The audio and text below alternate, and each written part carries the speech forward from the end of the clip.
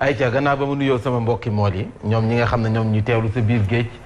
yor seen portable foofu am na réseau. nuyu nañu mën nañ jàpp. yow yaay seen leader liste moom rek de la TV ñun mool yi dañoo am. yow moom.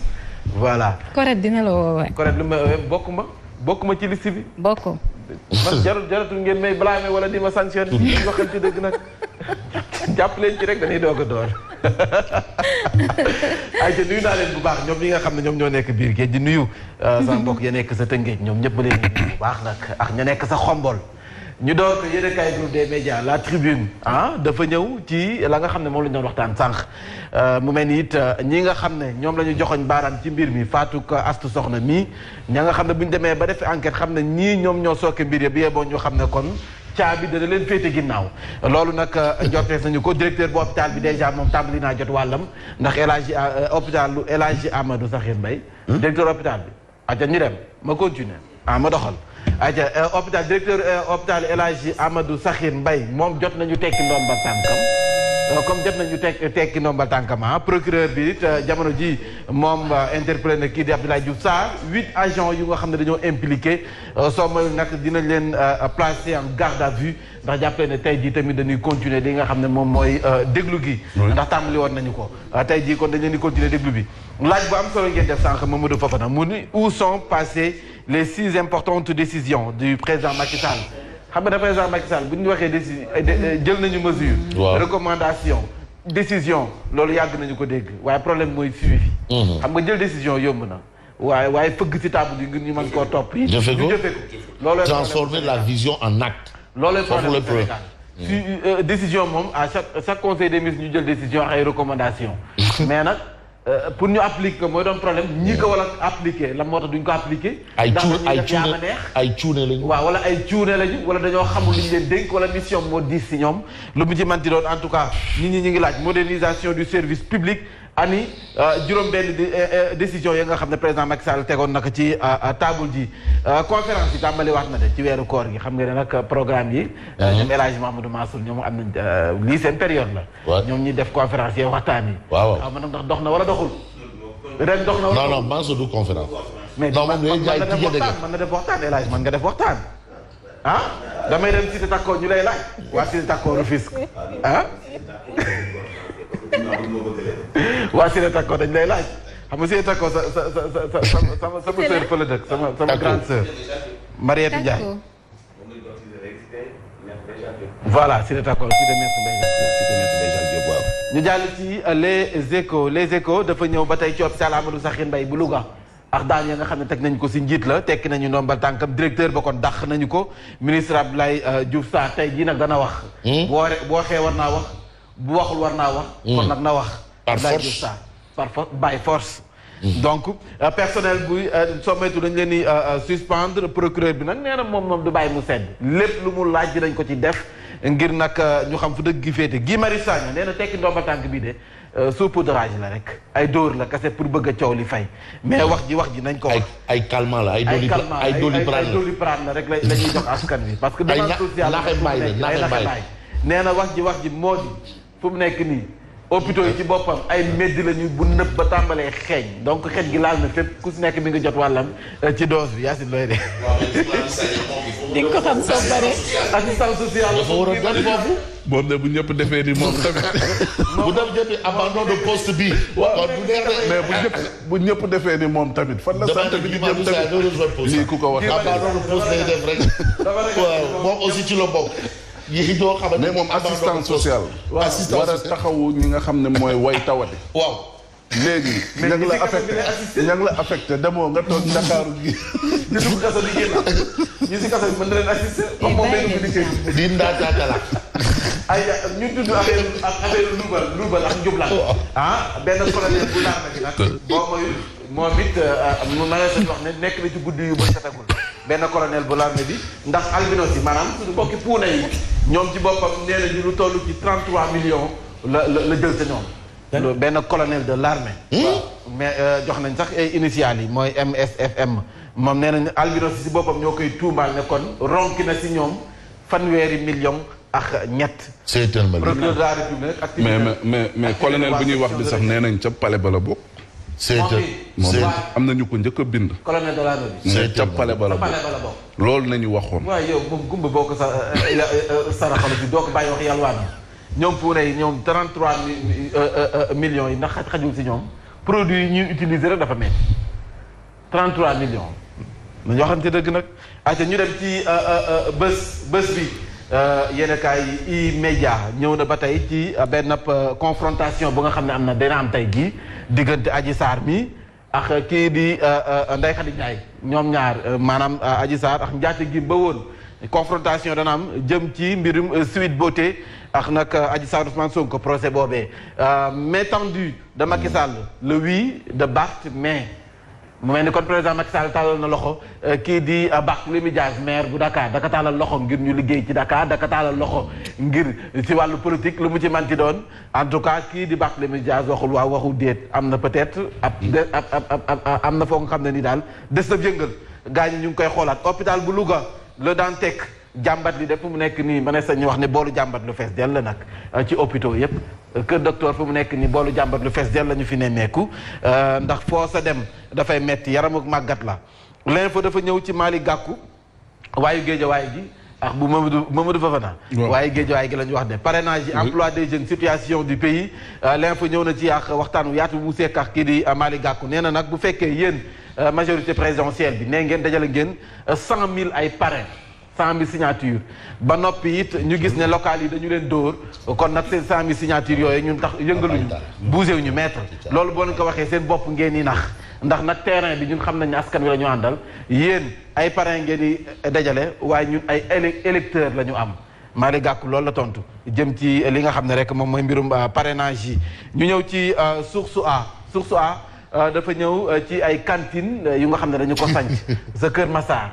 ay cantines yu nga xam ne dafa nekk si wetu benn juma waaw bu nga xam ne dañu fay julli jee waaye nag kenn du mën a dégg ndax musique ba ñu fay def mbalax ñay julli du ñu mën a teewlu te leen julli dama faa ndax teelu dal ak teey waaye nag ñoom kenn du mën a dégg ndax bu ñuy julli fii mbalax baa ngay jot ca wet ga te seytaane waxul dëgg waaye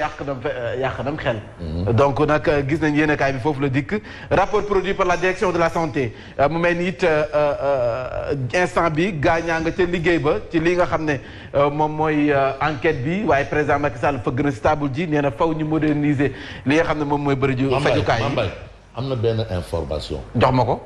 juste appel à la une source A ci kaw. Samuel Sarr non à côté 152 malades de VIH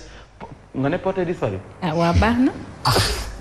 nee nañu am na téeméer ak juróom fukk ak ñaar ñu nga xam ne ni dañoo amee jàngoroy Sida. fu mu nekk nii ñu ngi ci biir dëkk kenn tegu leen gën. ay góor ay ban région réer nañu si attention il y a danger dans la région de Fatick. waaw waruñoo cité Fatick xam naa nag fu mu nekk boo cité dëkk bi. ay góor ñoo ay jigéen. ah kenn waxul. dañ ne des malades rek 152 malades. mais mënuñu réer parce que am sida moo si tax ñu téye la. hospitalisé la dañ lay bàyyi nga génn. di jël ay am na nombre bi. dañuy dem ñooy dañu nekk ci nit ñi. c'est-à-dire la mooy disparaître mel ni ku jógee. bu ñu waxee disparaître c'est parce que xam nga da ngay dem ay rendez-vous dem jël say garab. respecté wu ñu fu mu nekk nii mën ngaa ñi fi am na ñoo xam ne ñi nga am sida ñoo ñu gën a wér ñun ñii parce que man dañuy am jabar am ay doom te seeni doom du am sida. da nga gis couple bu nga xam ne jëkkër ji dafa am sida jabar ji am sida te seen doom. non VIH parce que dañuy jël ak sida mooy dernière option bi c'est-à-dire mooy boobu moom amul retour c'est-à-dire que y a de fortes chances que ñaari mari taali nga dem ndox ba. par contre VIH mën nga traité wu. boo jëlee traitement bi du caagi ne da ngay wër deux étapes. du caagi ne da ngay wër mais jàngoro bi moo dul développé fa mu nekk fa lay nekk. ñi dafay nekk ku nekk dans le coma donc doo wàll kenn. bu fekkee yaa ngi respecté garab yi léegi ñoom ñi waroon dem nag. kenn lañ gisatul def na fi victime ba bàyyi de. kana. mën nga sida ak i garabam def na fi victime ba bàyyi moom it. waaw sida moom it. antirétroviraux. ñu dem ci affaire Astou Sokhna mu mel ni kon nag jamono ji li ñu teg loxo jëm ci directeur hôpital bi nga xam ne dañu ko dàq tekki ndoom ba tànkam dafa mel ni dañu bëgg nëpp affaire rek waaye coow li du lii sëb la ko bënn ma nga ca biir donc bu ñu yem rek ki tekki ndombal tànk ki nga xam ne moom mooy directeur bi ñu jàll ci Sud Quotidien quand les hôpitaux font peur am na ñoo xam ne hôpitaux yu bari yegg dee la ñu ko tuddee da ngay yegg rek dee parce que da ngay dem pour dee hôpital ndem si yàlla. waaw hôpital ndem si yàlla parce que ñoo ko wax sànq Le Dantec bi xam nga ne hôpital ndem si yàlla la parce que boo amatul ndox amoo courant kon looy liggéeyee réanimation ña fa nekk soxlawuñu courant. bébé yi nekk si couveuse yi soxlawuñu courant. nee nañ ñoom courant ba am matatul waaw. Mambay am na benn kilifa colonel Massamba Diop. mu ne. moom nekkoon na fi directeur hôpital de Dantec. colonel Massamba. Massamba. jàmbaar. Guéri après mu dem Ibrahima Niass. disponible mën a liggéey il communique. ba pare wuu. macha allah mais bind na téere. la santé au Sénégal de 1960 à 2010. à 2010. moom ci boppam moo bindal téere bi. thérapie de choc pour un hôpital malade. c'est important. voilà hôpital Le Dantec moom nee nañ ñoo ngi phase terminale. et merci au président Doudou Wade qui m'a rappelé ce livre c'est vrai que lire. président Doudou Wade ñu koy nuyu bu baax. le quotidien nee na vétusté manque de matériel et de moyens. Le Dantec fu mu nekk moo ngi phase terminale ñoom ci boppam nee nañu sax fu mu nekk ni wóoratul ndax dinañ amal seen i activité ndax duñ arrêté seen i activité ndax nag wax fa dëgg ne xalaat situation ba fa nekk hôpital boo xam ne amoo courant amoo ndox màgget na ba jéggi dayo amoo douche bu amul ndox kay soxla woo wanaak parce que curtage bi nga xam ne dañ la ko war a defal sax après dañuy soxla ndox amaana yow booy ñëw yaay gàdduwaale yow booy ñëw pour am doom boo xefee yaay gàdduwaale sa butéelu ndox àndaale ko pour ñu mën la cee nettoyer boo pare donc hôpital boobu président Macky Sall neen ñu moderniser yeesalaat na njëkkee la Dantec ndaw lu ñaaw naka njëkkee la Dantec président Macky Sall sabre le directeur et 8 agents cueillis hier par la police tey ji lañ leen di war a dégluwaat tey ji si alxames yi donc dañ leen dégluwaat si vous invalidez nos parrainages il n'y aura pas d'élection ay kàddu la yu Malick Gakou ci Vox Populi dikk na ca moom Malick Gakou nee na bu fekkee ñoom seen i parrainage yi dañ ko invalider bien boobu ñu xam ne élection kenn du ko tëgg fii ci réewum Sénégal en tout cas affaire yi comme te nag boo njëkkee daal say avantage c'est la ëpp teel leen a dem demal la veille wala nga dem ñaari fan avant rang toog comme revine mbay day niñ naan def Mimi Touré nii fa de mais Mimi Touré mënu fa nekk une semaine avant man dama koy jaral bibi boobu na leen ko jaral ñoom ay ja Bougane Gueye Dany ñu tudd ko ci mbiri Adji Sarr weddi na nee na xamul ku jigéen ki xamul Adji Sarr xamul sax ku ko xam donc nag nañu ko sa kaccat yoonam nekku sa moom Bougane Gueye Dany moom la ñuy tudd ci mbirum Adji Sarr nee nañu ko sa kaccat yoonam nekku sa xamul Adji Sarr xamul sax ku jigéen Adji Sarr ay waxu picc la ay waxi kasaw la moom moo ko wax ñu jeexaleex fa la ñuy jeexalee Yacine ñu dem ci l'Observateur jeexalee foofu oui non les parcelles dans l'affaire des bébés calcinés xam ngeen ne kon mbiru Astou Sokhna mi am na lu ko jiitu mooy bébé yi nekkoon sa diggeer te ñu lakk ndax 1 an d'instruction juge deuxième cabinet bu tribunal bu Louga moom jamono jëf requalifier les faits homicide involontaire la ñu ko tuddee du coup ñi nga xam ne ñoo nekkoon sous contrôle judiciaire les 3 agents de santé yi mënees nañu wax ne dinañ leen juger correctionnel le 25 mai prochain affaire bi am na 1 an correctionnel voilà affaire bi am na 1 an bi bébé yooyu décédé ak léegi ñu ngi ci mbir yi ba léegi si dossier bi sous contrôle judiciaire ñu sa tudd si lañ nekkoon du coup affaire Astou Sokhna mi donte nee nañu bëgg nañ affaire bi nekk fast track est-ce que du traîner comme bi parce que bii tam am na 1 an ba tey gaañaa nga ca mais nag dinañ ko jugé correctionnel jàpp nañu date le 25 mai prochain la ñu ko war a gëstu saytu ko ngir xam nag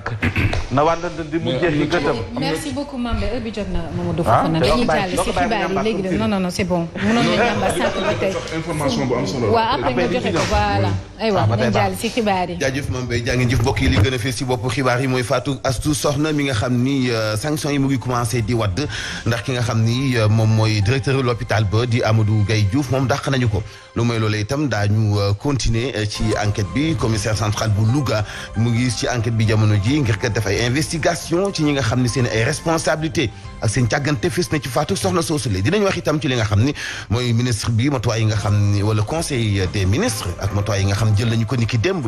développement ci diwaanu Kolda ni ki itam recasement wu marchand ambulant yi système sanitaire bi bokk na ci ñetti tomb yi nga xam ni waxtaane nañu ko démb bi présidence toogee ak ay ministre sport dinañ ci ànd ak Baye Mante Mbuub yéen a kay lañ koy ndax keppeek Mantoulaye ci bundooye Fram Fàcce gi ak Mambay Ndiaye. un problème de responsabilité. voilà problème de responsabilité la 7h56 57 ñu war a jàll ci yéen a kay. léegi nag moom ministre bi nag lu ci responsabilité moom. ah ok non dafa wax responsabilité. non kaddu gouvernement moom am na ci wàll gouvernement mu ne. loolu am na ci wàll moom. waaw dinañ ci ñëwaat. parce que 57 il faut ñu dem ci yéen a kaay. aywa on a que 3 minutes. ayca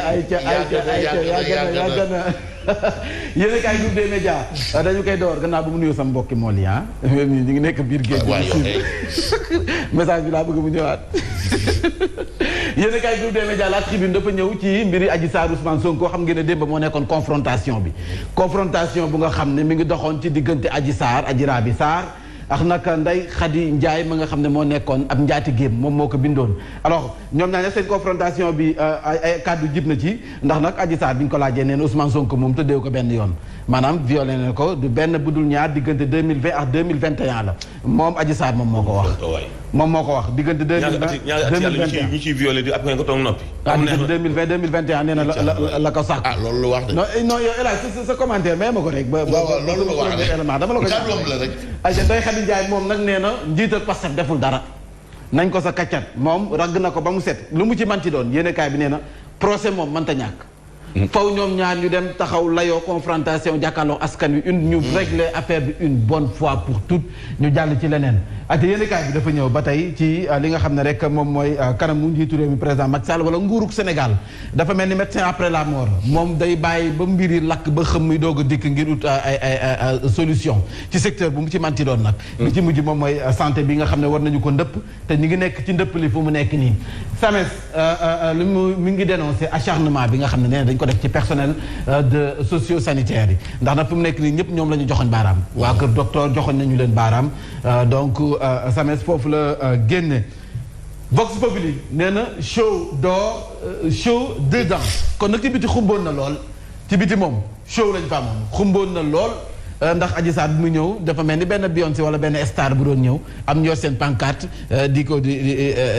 béggee di war na ñoom la ñu ñëwal comme souteneur am ay renfort am donc ci biir nag nee nañu confrontation bi tàngoon na lool tàngoon na ndax am na ci ay kàddu yu nga xam ne nii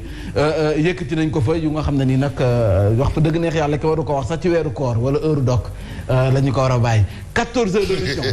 14 heures d'audition maanaam 14 heures ñoom ñaar ñu di ko toog ñu leen di kii wax am Ndiaye andi Diop am Ndiaye andi Diop ci biir weeru koor ci biir weeru koor bi voilà ci biir waxtaan bi en tout cas Adji Sarr nee na moom démb bi muy ñëw dafa mel ni amul pression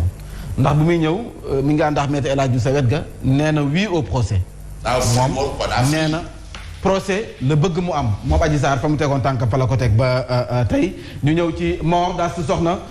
un décès maternel évitable nee na nag mënoon nañ ko éviter moom Abdoulaye Diouf Sarr nee na Astou Sokhna moom mi faatu mënoon nañ ko éviter ndax nag ku buñ bañee ba na jigéen wérul yow boo wannee lool dañ lay wax nga dem uti carnet ba utee carnet dañuy topp sa évolution grossesse donc yow bu fekkee dañ la war a césarienne dañ ko ciy bind ci carnet bi ne tel jour lañ la programmé tel jour lañ la war a wala césarienne mais booy ñëw war nga andi sa carnet kii nga xam ne moom nga fa fekk lu mu gàtt-gàtt même bu jàngul te mu nekk ci secteur bi war na xam ni ñuy liiree carnet koo xam ne nii ku nekk en état de grossesse gis ne ki dañ ko war a programmer pour césarienne kay waroon nañ ko mën a éviter Abdoulaye Diouf Sarr ministre bi loolu la xam ne ba noppi it moom nga xam ne kon duñ ci dellu ginnaaw donte nag santé bi am na amélioration li ñu ci def 3 jours après son premier enseignement à l'IAM moom capitaine wala professeur Touré bu mu ci manti loon jàppale ne kon capitaine Touré mi sa IAM la doon servir ñu jékki-jékki wax ko dañ koy arrêté donc licencié nañ ko foofu dafa coofee nag waaw moom waaw xam naa jantal la nag moom capitaine Touré professeur Touré moom nag dañ ko comme ça dañ ko dàq midi 15 heures mu nekk millionnaire waaw ngeen dàq ma mais certainement waa IAM ñoom dinañ génne wax lan mooy raison ba léegi lan moo koy dàq en tout cas ñu ngi leen di déglu ñu ngi leen di déglu parce que ba fi ñu toll ñeneen dañ jàpp ne nguur gi moo nekk ci ginnaaw moo ko dàqalu donc waa IAM nguur gi dàq ko waa IAM waaw non dañ ne moo ko dàqalu waaw déet ba léegi moo ko dàq ñenn ñi loolu lañ wax donc waa IAM ñoo war a génne non dama ne juste parce que kii nag yi rien consent mais gis nga maam Sénégal waaw Sénégal vraiment dañoo bëgg a ñuqati nag nit ñuqati ci ay droit Guirassy moom IAM c'est une entreprise boo xam ne kenn participe wu ci bi mu koy taxaw moom jël na kenn mun na ko bañ a arranger ci ay anam yu bëri mun na ko demander séparer ak moom où est le problème boo ñu Guirassy warut a jox kenn benn explication parce que kenn participer wul woon ba muy tabax ak IAM ba mu ëgsi fi mu yegsi tey pour lan xanaa capitaine Touré ak respect bi ma am ci moom ak ni ma ko bëggee yépp fonk ko ba xanaa moo ëpp wala Guirassy du noonu fu ñu bàyyi nit ñi ak seen liberté Bougane am na sañ-sañ wala Mame Mbaye am entreprise am ni ma Mansour kat vraiment collaboration bi gis naa ne amalatoo ma njëriñ ci li ma la soxlaa. maintenant sa ay droit temps la. on se sépare. mais xam nga amul benn mais xaaral xam nga lu tax. xam nga pour des cas particuliers pour dédouaner cas bi dafa xaw a particulier. nañu bàyyi déet bu ñu dee cas particulier nag parce que dafa laale ci mbir moo xam ne tey jii nii. non affaire publique la. non mu tukkee ci loo xam non du affaire publique di radiation non xaaral waa public bee ka nangu de du affaire publique. waaw non dama lay wax. parce que maa ngi ciy wax yaa ngi ciy wax keneen ak keneen a ngi ciy wax. adduna mi ngi ciy wax. kon affaire publique mais Guirassy bu ko recruté est-ce que bu Guirassy bu demee ba moom mu nangu ko jël. en 3 jours mu arrêté wat ko. y a des raisons war na mën a ñu avancer. lan moo tax tey jii nii mu arrêté ko. maintenant nag libre à lui bu ko neexee mu bañ ko def mais quand même ça aurait été bien quand même. pour l'intérêt général. ñu xam intérêt général. voilà le témoin yéenekaay dafa ñëw ci transport bu embarco bi. le témoin yéenekaay yaakaar naa ne foofu la ñuy jeexalee parce que 8h04. le transport bi ak nag 1300 camions la ñu wax ne moo bloqué sa frontière bu Sénégal Mali góor a xumma. nee na nag président Macky Sall nga la waaye level li nga xam ne moom mooy blocus bu fa am. ndax nag Alassane Ouattara def na ko sa Côte d'Ivoire lu tax mënoo koo def ndax nag jot na ngay parce que 1300 camions yu ñu bloqué foofu pertement bu muy andi suñu wàllum koom bul xam nu mu toll source a ñëw ci antidote waa Yewwi Askan Wi fu mu nekk nii nag ñoo ngi ci mbir yi ronki fii dugal fële ndax bu fekkee nag président Macky Sall mu ngay wéy di jël ba tey ci waa Yewwi yi wala nag am na nu muy taf yëngal ngir maanaam néewal doole waa Yewwi it teg nañu bët président Macky Sall ak waa Benno Bokk Yaakaar ndax na am na si ñu nga xam ne dañoo démissionné dem dugg ji foofu noonu ca li nga xam ne moom mooy candidat malheureuse bu ci bii di mairie bu Fimela ak Ndella Madior Diouf ak ex maire bu Mbacké ak Abdou Mbacké Ndaw ancien bokk gis-gis boobu it Abdou Bara Dolly Mbacké entre autres ñoom ma ne sañu wax ne seen benn tànk mi ngi ca biir Yewwi am ka lu mu ci biir lan est-ce que roñur ñu waajur ñu dem ca Yewwi wala ñoom dañoo dem ca Benno waaw dañoo roñur ñu dem man nañu dem gëm sa bopp aussi pourquoi pas ku si nekk yaa tànn fa la neex rek nga dem fa bu la neex la jeexalee ba tey ci li nga xam ne moom mooy mbiru santé bi wala ñu dem ci l'observateur fa la ñu jeexalee 8h06 les détails d'une chaude. fii nga bëgg a jëm moom xam naa. non dañuy jeexal rek les détails léegi wax ma fu ma bëgg a. fii nga bëgg a jëm les détails d'une chaude confrontation. waaw alors ñoom si confrontation bi Adji Sarr yëkkati na ay kaddu ki nga xam ne moom mooy Ndeye Khady Ndiaye yëkkati na ay kaddu Ndeye Khady Ndiaye nee na fa ma tegoon sama tànk fa laa koy teg. neexul ba neex waaye Ousmane Sonko deful dara. benn luñ ko ci taxal dañ ko see bëgg a taxal rek waaye yoonam nekku si. Adji Sarr waaw moom nag andi na ci ay leeral. ñaar waaw yéenekaay bi li mu ci wax. peut-être li nit ñi gën a jàpp mooy anam nga ñu daan maasee. ñoom nee nañ bu ñu daan maasee. ñett ku góor ku fa ñëw bu tëddee stade bëgg massage complet da ngay def dungu maanaam da ngay seet rek. ah bon ba pare ñoom jigéen ñi ngeen baal ma parce que weeru koor lañ ne mais yéenekaay bee ko wax istring ngay sol ak soutien ngoos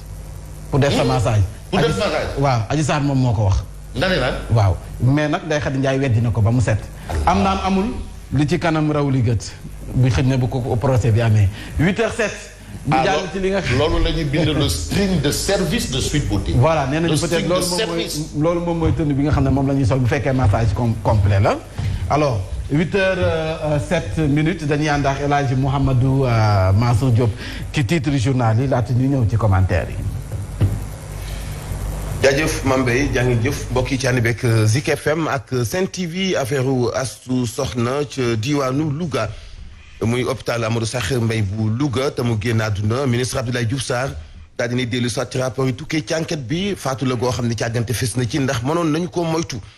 dinañ ci dellu soit ak sanction yi nga xamante ni itam jël nañu ko lu mooy loolee collectif bi boot liggéeykat yi nekk ca l'hôpital ba daañu def benn toogaanu ñaxtu incha allah ñaar fukki fan ñett ci weer bi ñu dëgmal. lu may loolu itam dinañu wax ci nappkat yi nga xam ni ñoom la ñuy wax pêcheur artisanal daañu boycotté rencontre muy ndaje bi doon dox seen diggante ak ministre de la pêche Alioune Ndoye ndax dañoo jàpp ni la muy nekk la nekk ci biir safaanoo na lool te ñu ngi dund ñu ay jafe-jafe yu doy waar des na ko faram-fàcce itam laata ñu ñëw ci xibaaru sport di ci ànd ak Baye Manta Mbuub yéene kaay Mantoulaye Thioub Ndoye faram-fàcce gi Mambey Ndiaye.